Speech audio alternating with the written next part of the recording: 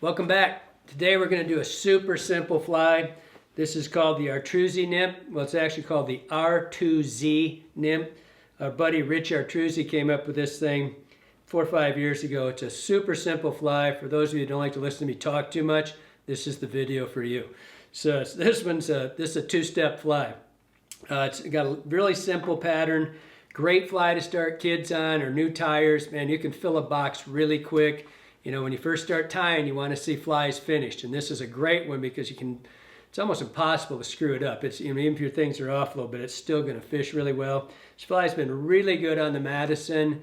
You can fish it 2-3 sizes, 16, 14, 16, 18.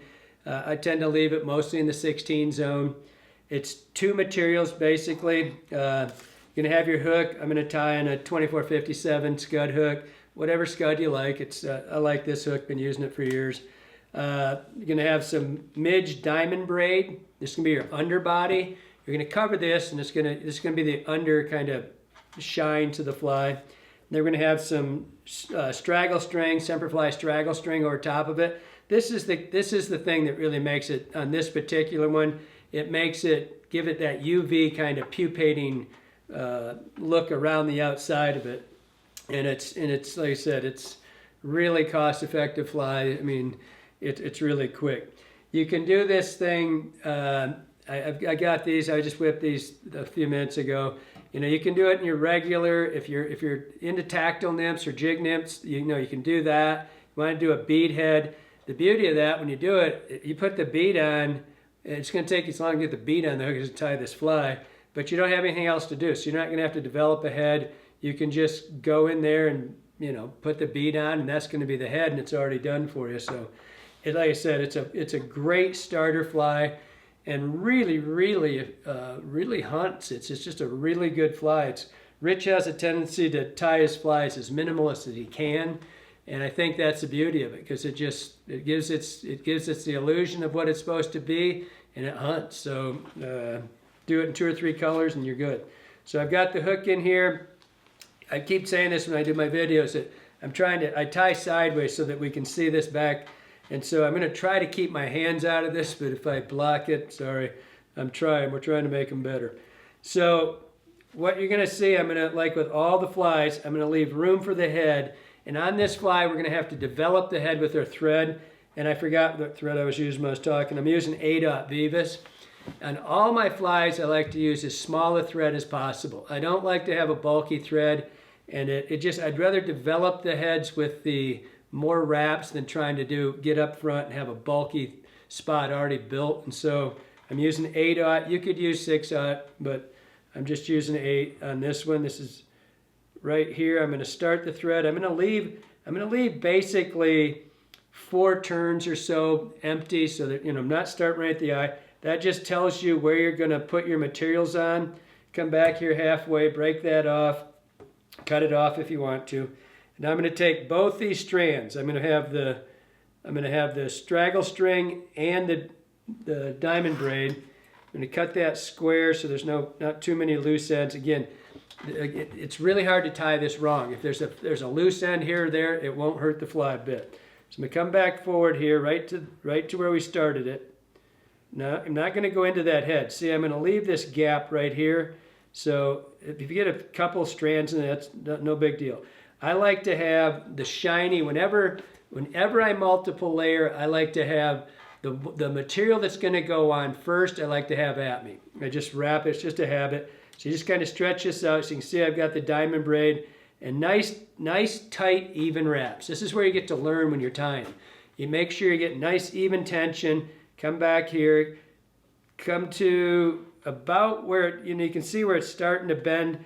And that's personal. If you want it shorter, whatever. Just whatever you're used to. And then try to, as you start tying these, if you're a new tyer, if you've tied a long time, you don't have to, you can break some of those rules. But if you haven't tied a lot, try to bring your fly up and put one there and just make sure that everything's ending in the same spot. So you put a material on and it ends in the same spot, starts in the same spot, and your flies will be really consistent. So now I'm going to take the shiny stuff here, and I'm going to make one turn. And this is where I always get in trouble because I cover the camera up because I'm tying sideways.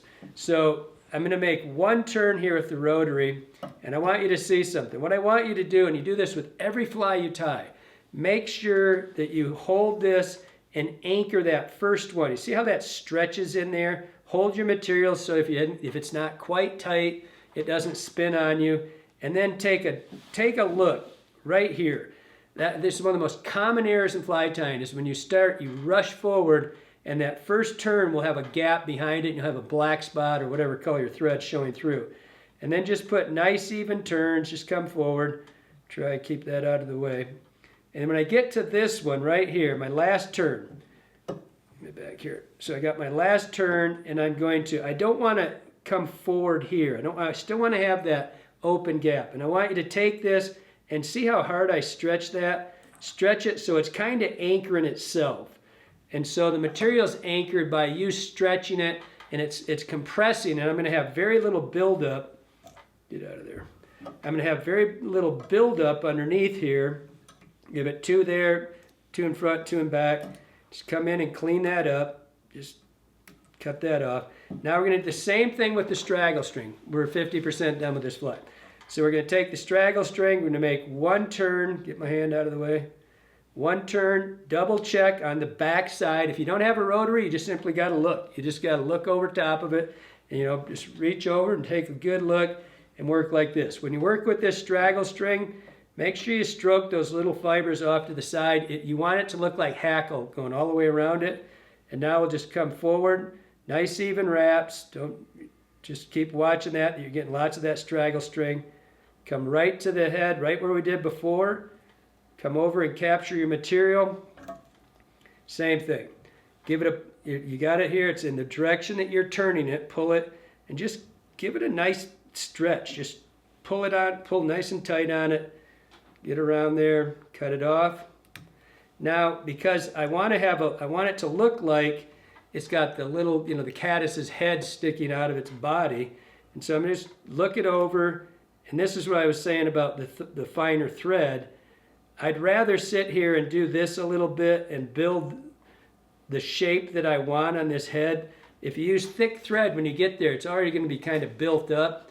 If you're good with that, you're good with that. I like to do it myself and just kind of get some control. It really doesn't have to be that complicated. It's just 4 or 5 turns, just a little bigger than the body. Done. Put your whip finish on it. If you're using a tool, just whip it off. And now this straggle stuff, all this stuff hanging around it, that's what makes this fly when a caddis is pupating, when it's going from the bottom to the top, it gets this little gaseous bubble in its body, and it starts to look translucent, and it'll actually pump a little bit as it's going up. And that's what this does. When it's wet, that kind of encapsulates it. Man, it's a super, super fishy fly. And like I said, even with me chatting as much as I do, give it a hit of glue, that fly's done. You can fill a box. I mean, like I said, really great for beginner tires.